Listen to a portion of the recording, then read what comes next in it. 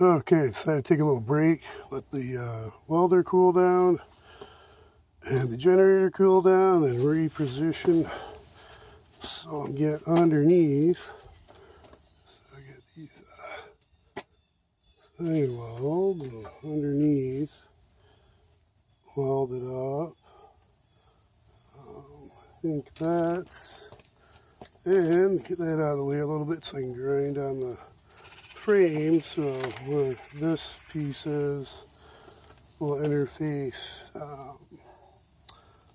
to sit with, I think, these two. Might as well reuse those parts. Not sure yet. Thinking I could probably weld a coupling nut on the bottom of the bracket here.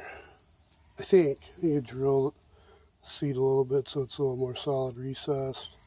Debating, I don't know. Seems like a way.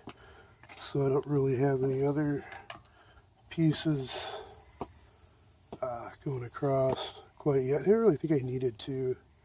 I figured once I get the what do you call it, for FNR, yeah, the FNR transaxle cut up, that axle ground for the E or C clip, I will spec that out and weld something going across there for brackets to mount onto.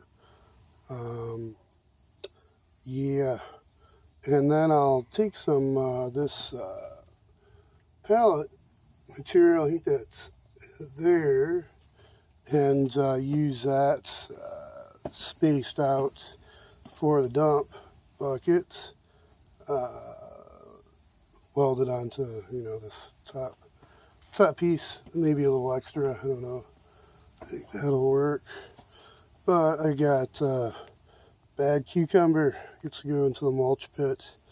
Figured I'd have them cooling down and letting stuff cool down and charging the batteries. Document the progress on this. Okay.